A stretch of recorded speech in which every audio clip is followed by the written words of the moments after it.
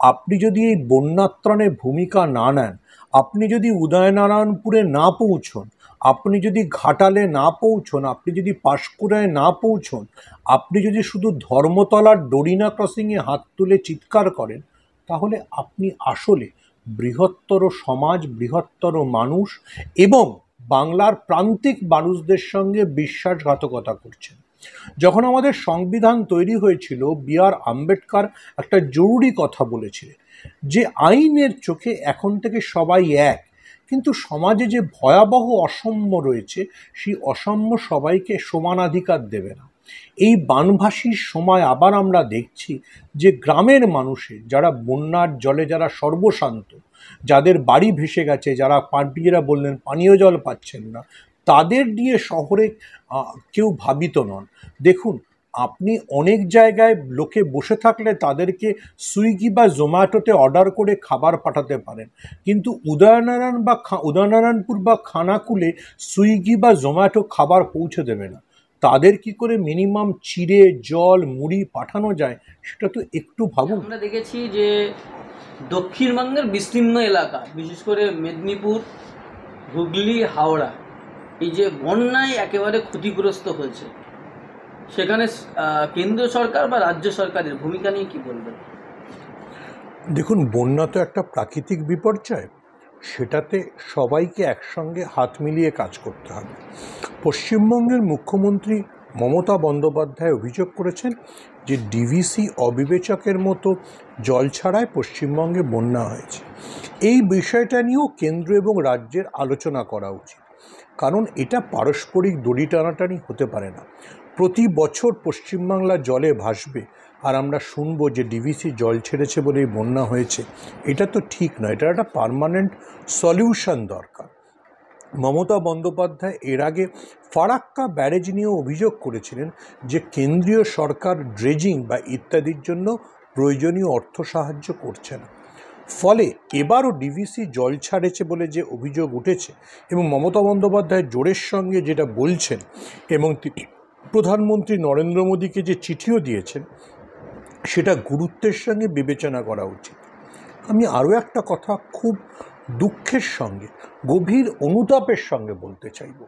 এই যে আপনি বললেন হাওড়া, হুগলি, মেদিনীপুরের বিস্তীর্ণ অংশ প্লাবিত, সেটা নিয়েও আমাদের শহুরে এলিটদের কোনো মাথা ব্যথা নেই।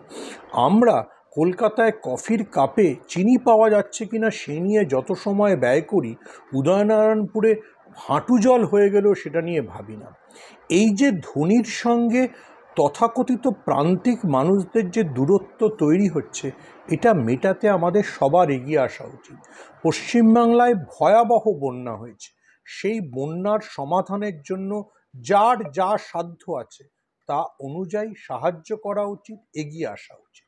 আমরা দেখেছি পাশাপাশি যে আপনি ফারাক্কা ব্যারেজের কথা বললেন, সেখানে গঙ্গা ভাঙনে মুর্শিদাবাদের আপনার আমরা যদি দেখি শামসেরগঞ্জের এরিয়া এবং মালদার ভূতনি এরিয়া পুরো জলমগ্ন হয়ে গেছে, এবং অনেক গ্রাম বাড়ি তলিয়ে গেছে।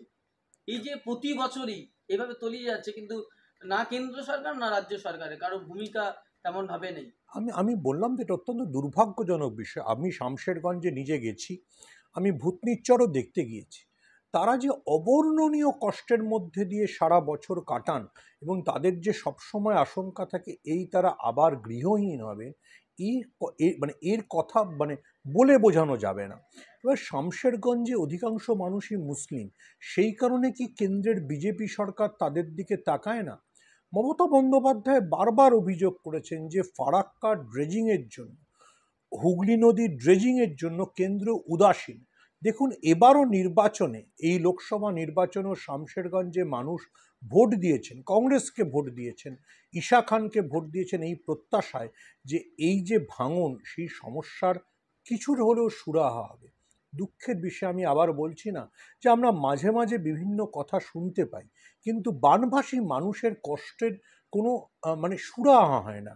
আমাদের শহুরে যে আভিজাত্য, শহুরে যে এলিটিজম, সেইটা দিয়ে আমরা এই বানভাসী মানুষের কষ্টকে বুঝতেও পারবো না, যন্ত্রণাও বুঝতে পারবো না। সেই ৭৮-এ কলকাতা শহর জলে ডুবে গিয়েছিল, আমরা তখন অনেক ছোট। সেই ৭৮-এর বন্যার পর এই যে রাজ্যের বিভিন্ন প্রান্তে বন্যা হয়, সেই নিয়ে শহুরে এলিট বা তথাকথিত মেইন স্ট্রিম মিডিয়ার যে উদাসীনতা, তা বড় বেদনাদায়ক। এই যে মানুষের এখন হাহাকার, না পাচ্ছে তারা পানীয় জল, না পাচ্ছে খাওয়ার, এই কয়েক লক্ষ মানুষ আজ ঘর ছাড়া, এই করুণাময় অবস্থা কি বলবেন? আমি বললাম না যে আমাদের শহুরে সেলিব্রিটিরা তাদের হাই হিল জুতো পরে ক্যানিংয়ের ওই সাবির মল্লিকের বাড়িতে পৌঁছতে পারবেন না, আলপথ দিয়ে পিছলে পড়ে যাবেন। এখনও তারা জানেন না যে তাদের যে শহুরে আভিজাত্যপনা, সেটা দিয়ে উদয়নারায়ণপুরে কি হচ্ছে বা আরামবাগে কি হচ্ছে। তারা আরামবাগকে যেভাবে চেনেন আর আরামবাগের আজকে যে বন্যার অবস্থা, এই দুটোর মধ্যে আকাশ পাতাল তফাৎ। এই শহুরে মেইন স্ট্রিম আভিজাত্য থেকে আমাদের প্রান্তিক মানুষদের পাশে দাঁড়ানোর সময় হয়ে এসছে। যদি আমরা না বুঝি তাহলে তার নিতান্তই যন্ত্রণার বিষয়। কদিন আগে মুখ্যমন্ত্রী মমতা বন্দ্যোপাধ্যায় মেদিনীপুরের পাঁশকুড়াতে গেছিলেন, যে পাঁশকুড়াতে রেল লাইনে পর্যন্ত জল জমে আছে।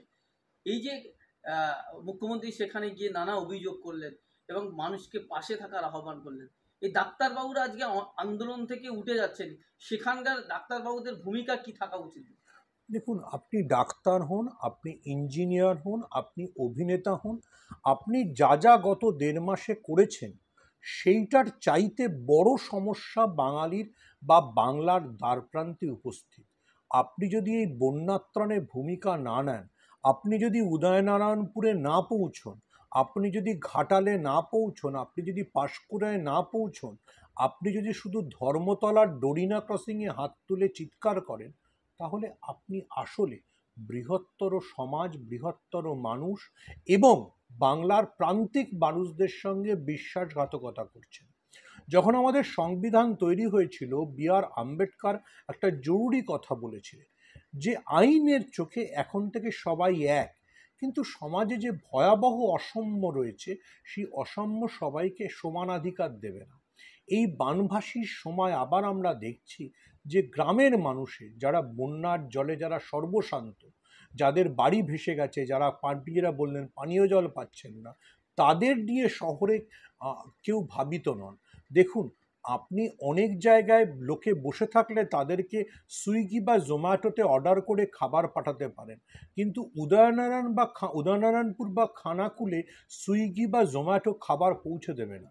তাদের কি করে মিনিমাম চিড়ে, জল, মুড়ি পাঠানো যায়, সেটা তো একটু ভাবুন।